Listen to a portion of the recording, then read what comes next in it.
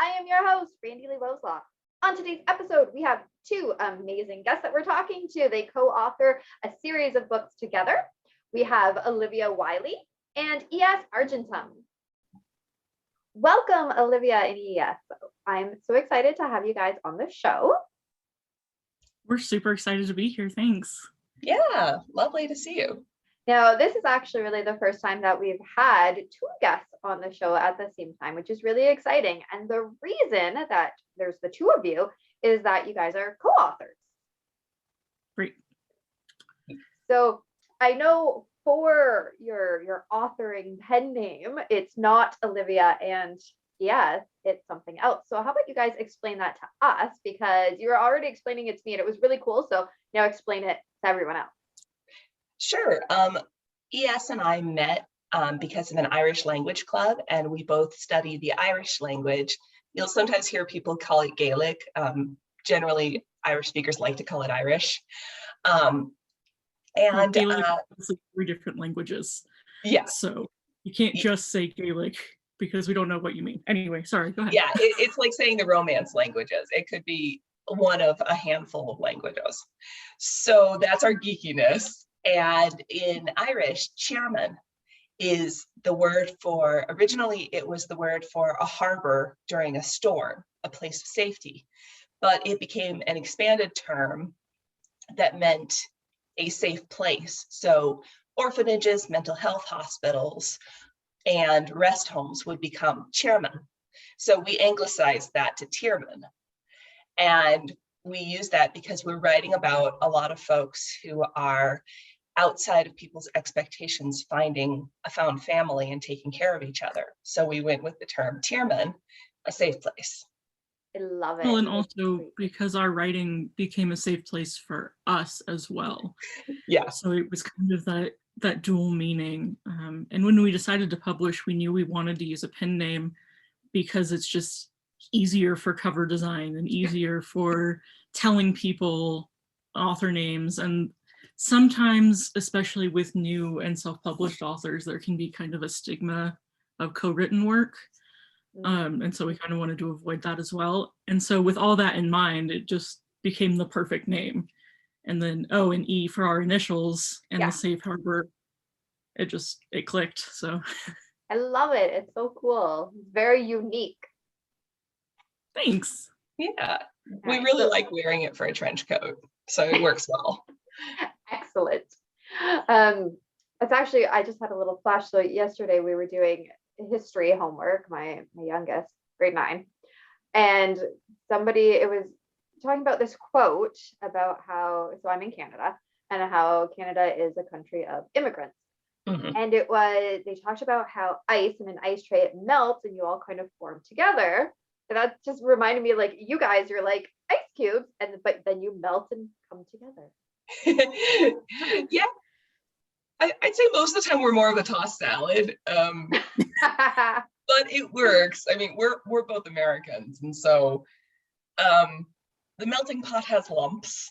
Let's put it that way. Yeah. And it's all good. Yeah, it all works out. Yeah. So yeah. Oh, go ahead. Oh, I was just going to say let's dive in, but if you have something else to add. Oh, just, it's nice to know that history. It's nice to know both where you're coming from and where you're headed. So yeah, let's dive in.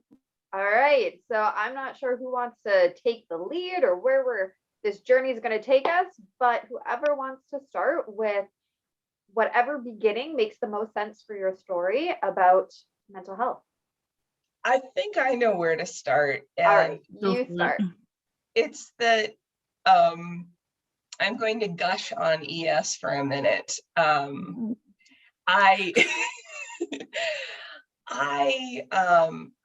went to the doctor after a family issue, and I said, okay, I've had a lot of family issues lately. I've had a lot of stress, and I'm feeling this pain in my chest, and it's hard to catch my breath. And I know I have a family history of heart problems. I think I might be having early heart problems. Can we get this tested? So she looked through my stuff. She asked me some questions. So she said, honey, you're having panic attacks. And I kid you not, my first response was, no, I'm not. I'm gushing on ES because ES was the one who finally got me to kind of own up to it and start accepting that getting on medication and going to therapy was a good idea and was a thing that wasn't going to be something I needed to hide, because I come from a very stalwart mixed race family from Wisconsin. And we work hard, we don't mess around, we get our jobs done. But that family also has a lot of problems with anxiety and depression and suicide. So that nose to the grindstone mindset can kill you, quite literally. Yeah. Oh, well, So, yay for ES. Yeah, so having that kind of community and friend support meant everything. How long have you a guys lot known of each that other? a lot of that came from the fact that I was going through my own struggles at the same time, or around the same time, and I had just finally, I had quit a job around that time that had literally given me my first panic attacks. And then I started therapy and finally got on medication. I'm like, Liv, this changed my life. Yes. So you asked how long we've known each other. It's 10 years now, which we Oh, still look at okay. each other and just go, how did that happen? Yeah. Yeah, but this journey, the therapy and medication and like learning to accept mental health issues, that was 5 or 6 years ago. So it was pretty far into our friendship Yeah. that we both actually said, okay, we can't do this alone anymore. Yeah. So we That's already such a good point, is that when we are struggling, we can't do it on our own. No, we really can't. And it's one of the things that we work on in our writing is that you do need community. And when you are in a healthy community, they're the ones who will say, hey, dude, you need to work on that. We're here for you, but you need to work on that. Or, you're not the horrible person you think you are. So, and both of those are necessary. We're here to support you, but we expect you to work on things. Yeah. We deal with a lot of Yeah. issues that we've both dealt with, as well as people within our writing. Like Liv said earlier, we both kind of have this upbringing where we don't talk about mental health. And it's all about, get the job done, be compassionate, be empathetic, be there for other people. But what happens when you need that help? And kind of that perception of, if you're neurodivergent, you're broken. Yeah. And so that's a lot of overcoming personally, and having the ability to work through that in our writing through particularly Aiden, who's kind of my baby, the protagonist, working through that concept of, I can't do this because I'm not good enough, because I'm broken, because I have depression or anxiety or any other myriad neurodivergencies. Yeah, there's lots of them. Yeah. Yeah. Well, being able to work through that through the story, as well as talking through it with Olivia and my therapist all at the same time, has been incredibly helpful. Yeah, exactly. And I grew up with the ethos of, I grew up in a community that was very proud of immigrant roots and indigenous roots.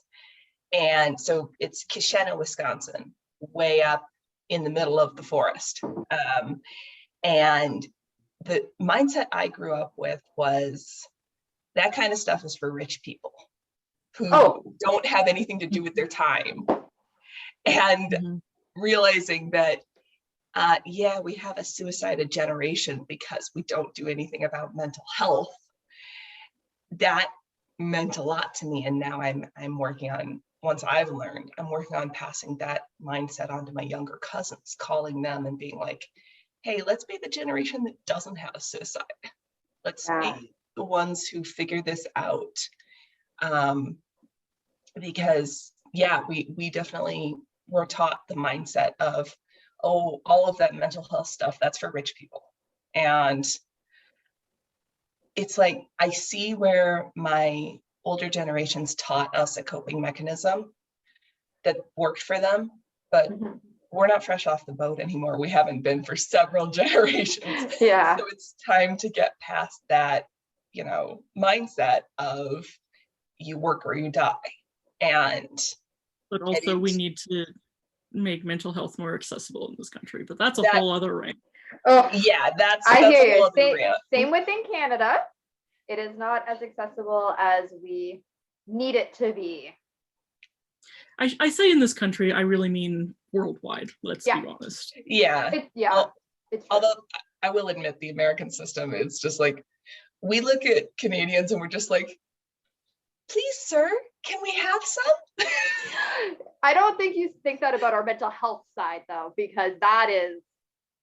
Yeah, my partner's in BC and they've had some struggles. So I've heard the mental health side in Canada as well. I'm like, yeah, I feel y'all. But if you've got like cancer, we're on it. We are good. You're not getting a bill at the end. You're coming out good. It's all good. Isn't that the way of it? Well, it's funny that oh, sorry, go ahead. Health stigma. Sorry, Liv. Yay, delay. So many things to say. There's this weird mental health stigma worldwide around if you're not neurotypical, there's something wrong with you and we don't care about you. And I think part of that is because the field of psychology is so new. Yeah. And part of that is just the way that Western civilization in particular has developed to put such an emphasis on productivity and individuality. And again, I'm sorry, I'm getting into like weedy rants because I'm really good about all of this.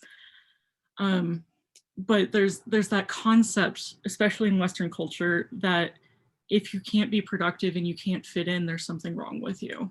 Yeah. And therefore, we don't prioritize that mental health in order to help people fit in and function because it costs money. Yeah. And that's bullshit.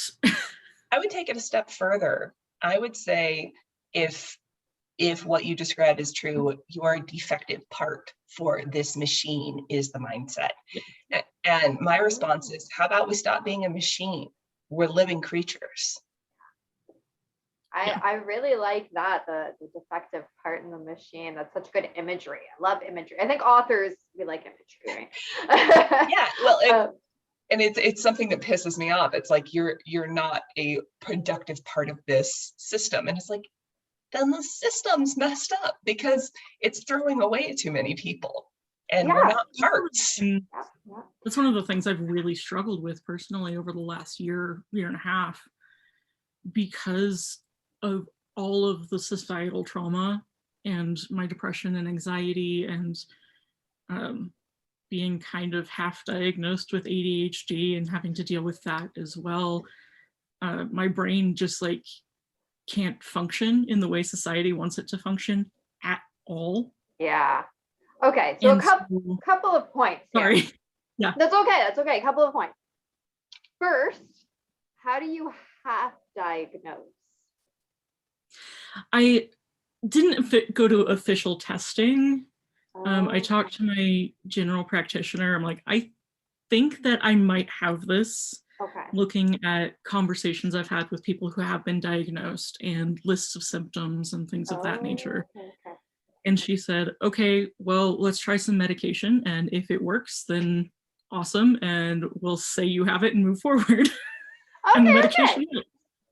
So it's not like an official diagnosis. Yeah. But it kind of is. Well, you know what? It's in Canada, it would be an official diagnosis because a doctor did still say that you had it. So yeah. There you go. Again, the American system. Yeah. So that makes sense now. I was like, how? What? And then the other thing is, I love that you're using the term neurodivergent in my books when I write about it, especially the second book that I actually had a co-author on my second book. Nice. And yeah, co-authoring is fun.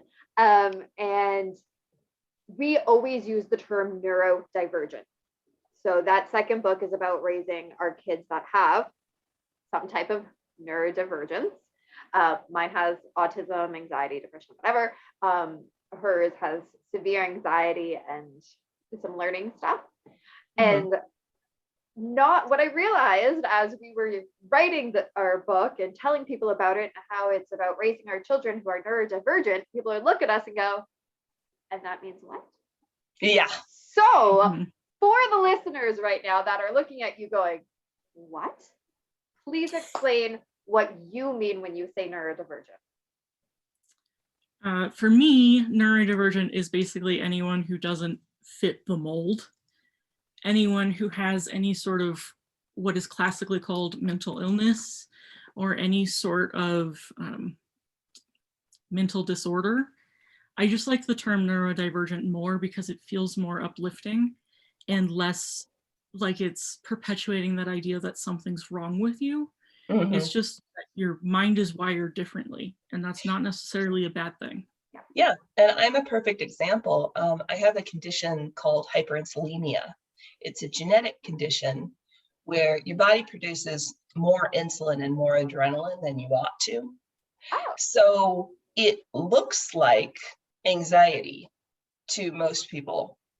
What it actually is my body dumping adrenaline anytime I get minorly frightened. And so one of the things ES and I talk about a lot is the fact that if we lived in a calmer farming society or an older society that was more communal, you probably wouldn't be able to tell that we're not neurodivergent. It's that we live in this 24/7, get things done all the time world. Yeah. And in that world, we're under so much mental stress that this stuff comes out.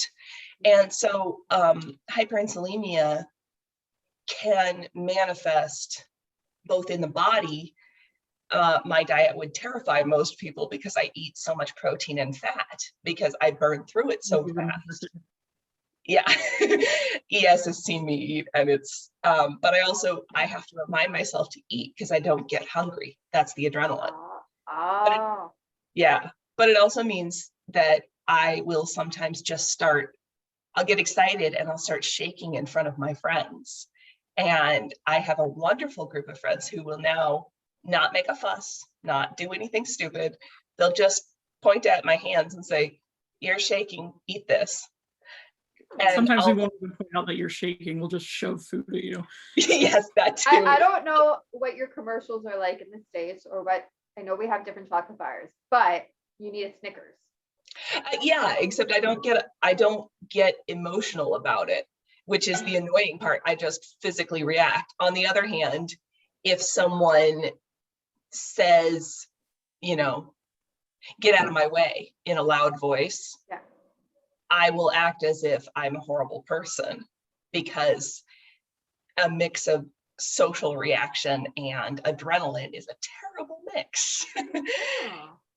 Yeah. I've never heard of that one before. That's kind of cool. Like, not that you have it, it probably is a bit of a pain in your butt to try and deal with at times.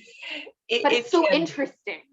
Yeah, and it's a genetic condition, but a lot of people will tell you you're broken when you start shaking or react by saying I'm sorry a million times. On the other hand, I'm a landscaper by trade. I can outwork most men in the field, and I can lift things that most people. So for listeners who aren't seeing the visual, I'm a average sized young woman. I can lift 250 and without blinking. And if I push myself, I can lift 300. And I can work a 14-hour day and then say, what are we doing tonight? Oh, no, give me a bed. Yeah, it's not good for me. I will say that. It's not good for me, but I can do it. Yeah. Just because you can do something doesn't mean that you should do something. Yes, it's kind of like the condition where you can't feel pain. I can't really feel the little twinges that tell you should stop at some point. And so my close friends know that I have all these rules in place to make sure I eat, make sure I drink water, make sure I stop at some point. Because what usually She happens needs a is, condom. yeah, I run and run and run and then crash hard at some Yeah. point, usually at the end of a convention. All It's right. bad. Okay. Very, very most important question of the interview. What is the cat's name? Ms. Lance. Oh, I love him. So for people on the podcast version, is this cute, adorable. He's fairly large looking. Orange Yeah, kitty he's cat. a small cat. Yeah, he's a big old orange kitty cat and he is adorable and I want to steal him. Just like reach through the computer and steal him. I have 4 of my own, so I really don't need another one. I just really, really like kitties. I Well, hear actually, you. we got him. Long story short, a friend's ex had left him at the friend's house, and she had originally gotten him as a therapy cat. Oh, okay. And so my roommate and I debated a long time, and then decided, yes, okay, we need a cat. And the friend was trying to find him a new home, and he was a therapy. He's not officially a therapy cat, but Yeah. he's sweet enough to be a therapy cat. And so we took him, and he has been such a huge help to both of our mental health. Mhm. I So love him. He's so cute. yeah. Makes me want to go get one of my kitties, but they're not allowed in the basement because they like to claw things. So Ah, they can yeah. stay upstairs. Yeah, that's why my cat is locked out currently, because he likes to join the conversation. And so he doesn't Yeah. get to come in when I'm interviewing. Yeah, I just exactly. can't keep him out of rooms. He will start clawing at the carpet if the door is closed. So Oh, Yeah. Aw. All right. Back on track, but it was so important because I just keep watching the series, so I needed to know. So I'm kind of interested, Olivia, you had mentioned that there is suicide in your family, like generationally, by the sounds of it. yeah, every generation we lose somebody. And sometimes it's more than one. And it's intergenerational trauma. So my family is Irish and Menominee. The Menominee are the First Nations tribe of Upper Wisconsin. Okay. So they're part of the Athabascan family. And I was lucky enough to grow up with both my great grandparents. So I got the strong traditions from both sides, because grandmother taught me the Menominee, and Shanda, my great grandfather, taught me the Irish. And there was nothing. Cool. Yeah, it was really fun, because there was nothing cooler in the world than watching them talk at each other in their native languages.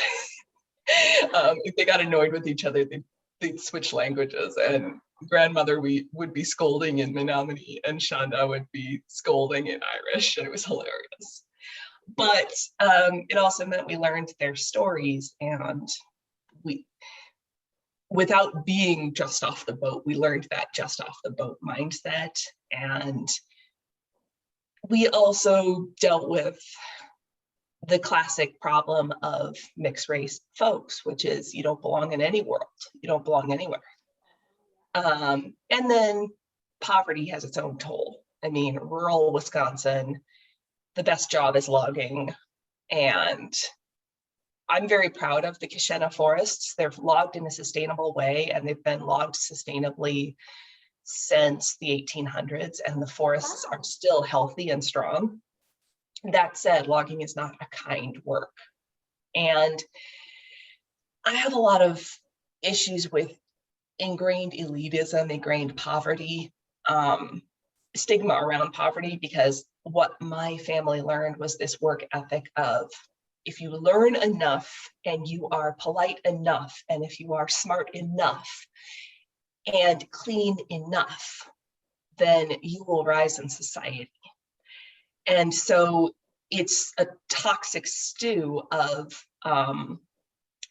outside expectations and our own genetic our own neurodivergence, our own genetic divergence, and this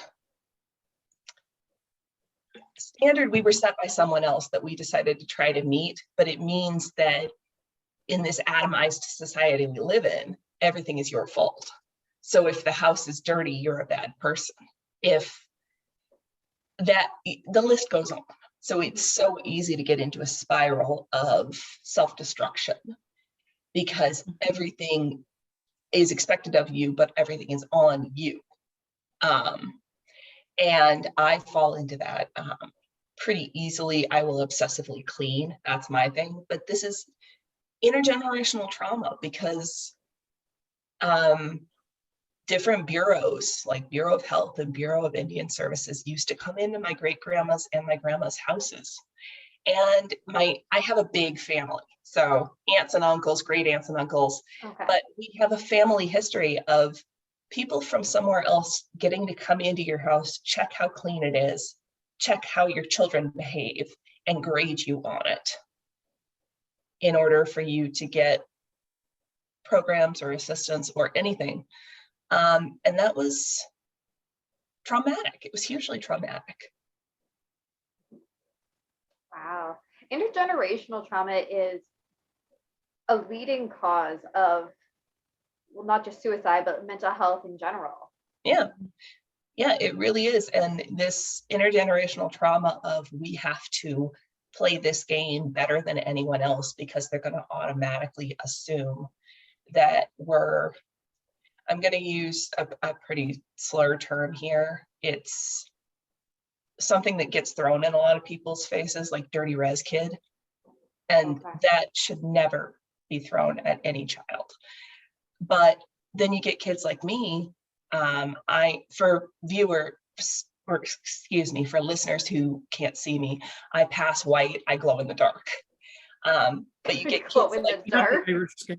I took after the Irish side and I practically glow in the dark. So you get kids like me who are another layer of mixed up because we grew up with these stories and this internalized trauma. But then when we try to tell our stories, outsiders look at us and say, you're appropriative, you're white. And I'm like, I'm mixed. Yes, I'm mixed in every sense of the word. I'm mixed up. And that is not to diminish, the suffering of folks who are at a different place in that intersectionality. It's one of the worst things that ever happened for me that really underlined that society causes a lot of the mental health problems was I was walking in Denver with one of my cousins who came to visit. And Ogie Bakun is huge. He's 6 foot and he takes after the Menominee side. So he's dark. And I have this brown black hair. He has blue black hair.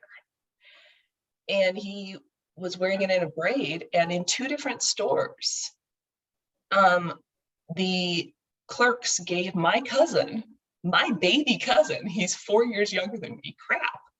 In one store, I'm going to be a bit rude here, a nice white lady came up to me and said, is he bothering you? And I said, you mean my cousin? And in another store, they told Oogie, that's his family nickname, they told Oogie to hand them his little bag. He had one of those little string bags for a backpack. Oh, okay, yeah. Yeah, I have a satchel that's about as big as I am that I carry everywhere. It's true. And it's so always stuffed with stuff. Yeah, it's always stuffed to bursting. So it's huge. So we were in a curio shop and they stopped Oogie and they were like, you need to give us your bag while you're shopping. And I turned around pretending that they were talking to me. And I was like, oh, you mean this? And I slammed my giant satchel on. I'm like, just because I'm small and I pass white doesn't mean you let me pass. My satchel could fit half your shop. Do not give my cousin crap because he has a tiny little string backpack on, because I know what you're doing. And that just underlines what our culture does to people, because it's so easy to get messed up in a culture that tells you something's wrong with you just because of the color of your skin. Yeah. That's some very heavy stuff right there. Yeah. And like I said, I want to be very careful of not taking too much away from other people's suffering. But for mixed kids like me, there's a heavy burden of, I have to protect the dark skinned folks in my family all the time because they're going to get this all the time. And it is not a comparable burden, but it is a burden when you're the one doing it. You can hear the pain in your voice when you're talking about it. Yeah, I mean, 2 years ago, one of my baby cousins, and I do mean baby, she's like 11, called me crying because somebody had called her a racial slur reserved for Mexican Americans on the playground. And she's just sobbing. And I got her calmed down. It's like, honey, first of all, they're stupid because they don't know Menominee from Mexican. Second of all, they're wrong because they shouldn't have said that, and that's awful. But an 11-year-old kid should not be called something like that. No, not at all. That plays on the mental health. Yeah. You hear something like that enough times, eventually you're going to start thinking that that's who you are. Yeah, and either you're like me and you curl up in a ball, internalize it all, and just, I'm a terrible person, or you start lashing out and acting out. And I see that in other members of my family, angry at the world, angry at everything, with every right, but that anger doesn't help. No, it's not going to make you have a better life. Right.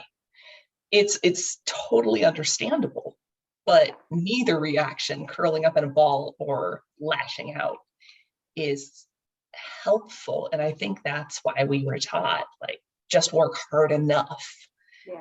But hard enough becomes its own mental health problem, because when do I get to stop? When do I get to rest? Yeah. What is enough?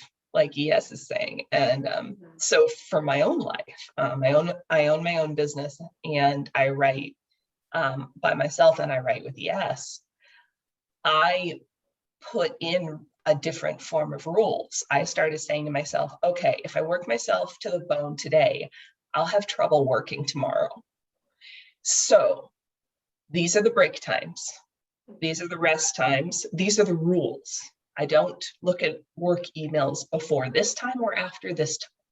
I don't let people tell me I have to work on weekends. So I built this list up for myself of, I need to rest to be effective long term. Yeah. That's such a good point. And this actually is a great segue into coping skills, because that is a coping mechanism. It's a strategy that you have developed for yourself, knowing what you need. So what other kind of coping strategies do either of you use? I'm still working on that. I'm still kind of working through a lot of the coping mechanisms that I gained as I was growing up that are really not actually helpful or useful. Like Liv was saying, a lot of that internalization, a lot of that shame spiral. One of the things that was really useful for me recently was I started reading Brene Brown and working through what vulnerability and shame meant for me. And one of the coping mechanisms that came out of that has really helped is actually just talking. And this is where I'm really, really blessed to have such an amazing co-writer, because not only can we talk about our work and writing and storytelling, but anytime my brain is feeling awful, I can just reach out, and I know that Olivia's there and that she understands, and having that support is invaluable. So between Olivia, my therapist, and my medications, those are kind of my big ones. But also trying to remind myself that it is okay to relax and rest. And yes, I can just play video games all day. Sometimes it's okay. Yeah.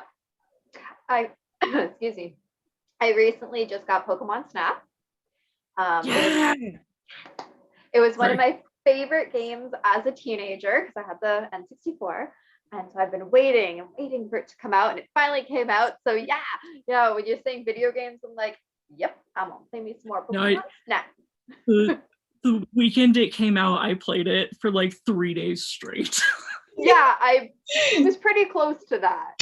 I had to take breaks to, mom, but Yeah, I don't have that problem. Like, I have to feed the cat, and that's about it. yeah, no, I had to go do mom stuff. But yeah, I kept going back and playing some more. So much fun. So I totally get that.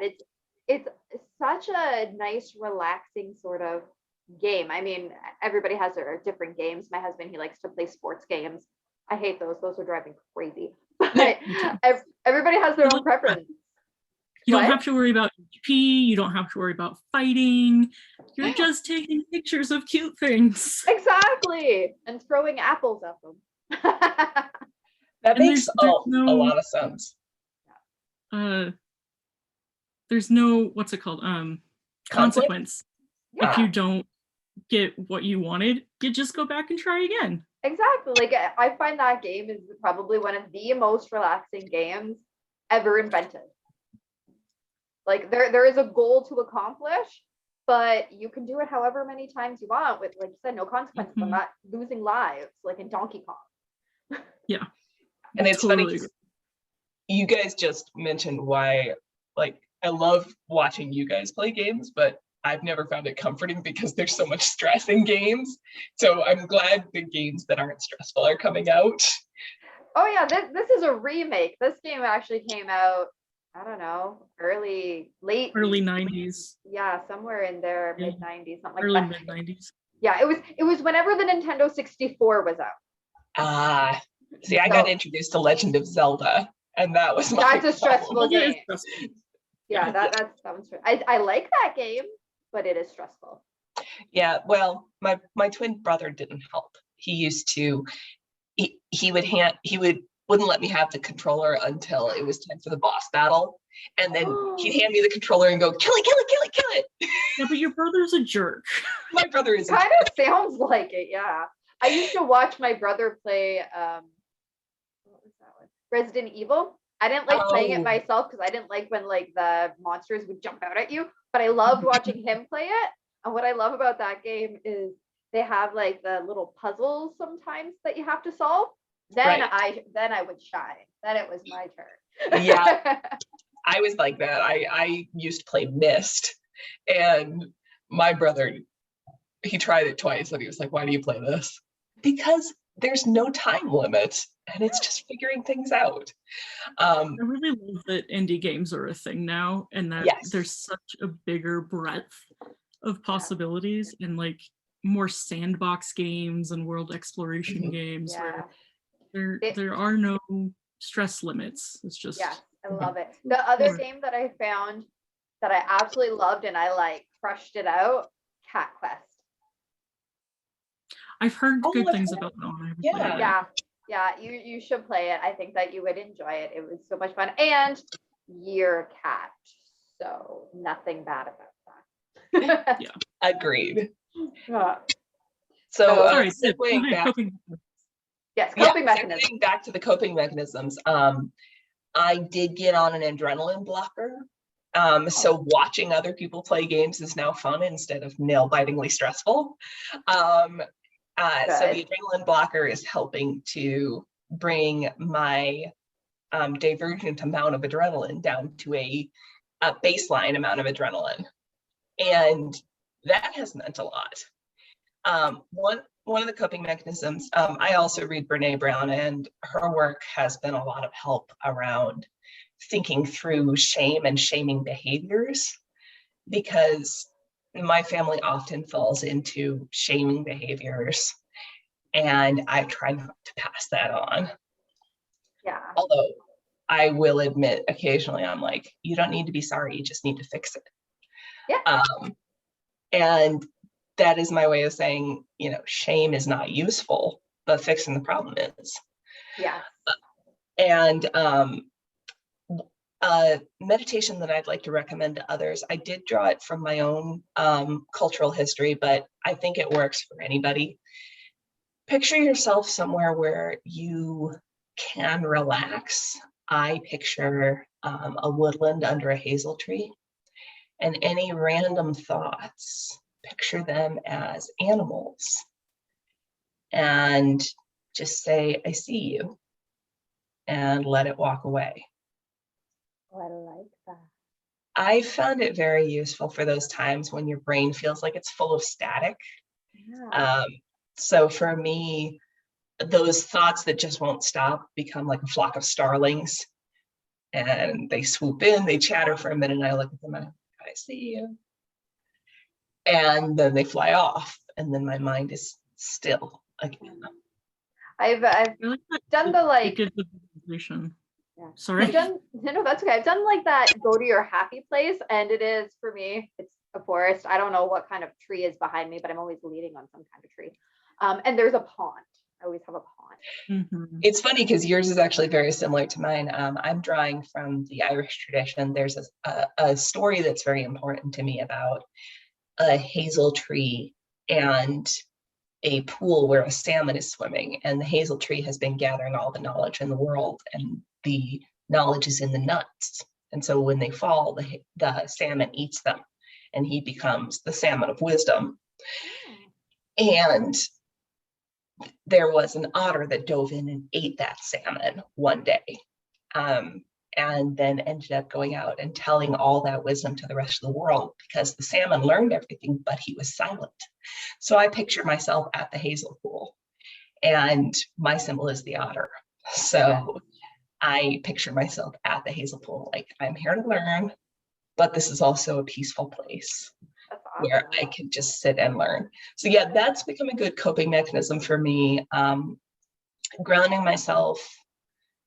I like the idea of the 5 senses grounding, where Mhm. you choose, 5 things you can see, 4 things you can hear, so on and so forth down the line.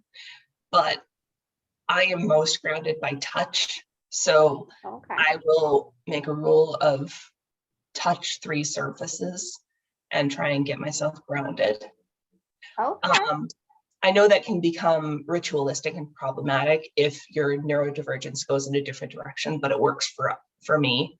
Yeah. Because mainly my anxiety is be here, be now, get out of my own head. Yeah. That's fantastic. I've never, the 5 senses one has never really worked for me, but that's what I love about this show is you talk to so many different people and you find out what works for them, and you can Mhm. try stuff. If it doesn't work for you, it doesn't work for you, and if it does, then awesome. Like the imagery one, I've, like I said, I've done the go to your happy place, but I've never taken the thoughts, turned them into animals, and said, I see you, peace out, bye. Yeah, So I gotta try Yeah, that. it gives kind of that tactile visualization to, because you get the advice a lot of acknowledge the thought and let it go. Like Yeah. that's a lot of what happens in meditation advice, but I've never heard about turning it into an animal and giving it that visualization before. And I it's feel a way like of, that's really, yeah, I'm sorry, I cut you off. no, I'm good, go. It's a way of disconnecting it from your core self as well. Mhm. It's like, because it's so easy to feel like you're talking to yourself and you're talking negative to yourself. And when you turn it into something else, an animal, then you can look at it and say, I see you as yourself. And the subtext is, you're not attached to me. And I can let it go that way. Because like you were saying, Randy, see the thought, acknowledge the thought, let the thought go. That's so abstract that it doesn't work for me. And I'm a very tactile visual person. So I need to see it as a thing. The other thing that has worked really well for me is just, how do I describe this? All right, the train of thought has derailed, so we'll go on with something else. If it Maybe we'll comes come back, you can let us know. Yeah. So we're running out of time, even though great conversation that we're having. Where can people pick up your books? Everywhere and anywhere. And Our what will they website- be looking for? Tell us a little snippet of why they should get it. Yeah, so our series is set in 2155, and 7 corporations own all of America. The day you're born, your parents have to sign a corporate citizen contract to indenture you to the corporation that paid for you to be born. And that is the system, but there are people fighting the system, and our story revolves around one unit in the fight to bring democracy back to America. And what I tell people is, spoilers, the series gets better. So the series is, this series started in 2016 when everything was so dark, and what we mostly heard was a lot of nihilism, a lot of nothing's going to get better, we're just screwed. And so E.S. and I said, fine, let's take it to the darkest place we could imagine, and then let's write our way out of the dark. So, that's yeah. interesting. So each book builds on the last, and you get a lot of shenanigans, you get a lot of fun, and you get this found family working together to make the world better. So the series focuses mainly on this found family. They're called the Wild Cards, and their official name is Base 1407. And they are crack fighters. They are amazing at their job, but they're also a little off the wall, and they do things their own way. And if you're not cool, if you try to fit them in a box, they get very cranky very, very fast. Like that. That sounds very cool. Yeah. And so lots of shenanigans, lots of action, lots of found family taking care of each other. And in the back of each book, we have a set of resources for mental health and communal health. Yes, because one of the things that bugs us the most is when people say, go get help, and then they don't take it any further. Yeah. Yeah. And LGBT resources are in there too. So, because we have a lot of the mental health issues and a lot of queer identity issues, it was really important for us to include those resources as well. So we're not just saying, hey, we're going to talk about this. Okay. Yeah. Oh, I love that. That is fantastic. And what is the name of this book or series? The series is the Aces High Jokers Wild series. The first one is called The Hands Were Given. Thank you. You say that again? We have too many titles. So Hands Were Given is the first one. Book 1 is The Hands Were Given. Okay. And how many are in this series so far? So far, there's 5. Wow. We're projecting 8. And then there'll be 1 collection of short stories. So between each book release, we release a short story in as much as we can, because every once in a while we miss one. C'est la vie. So it'll be an 8-book series. And I'll just say to viewers and listeners, there is some rough stuff in the series. There is some stuff that's difficult, but things will get better. We promise. And we do have trigger warnings for the really bad stuff. Oh, that's good. That's good. Yeah. Wonderful. And where can people follow you guys? Our website is oetearman.com, TEARMANN.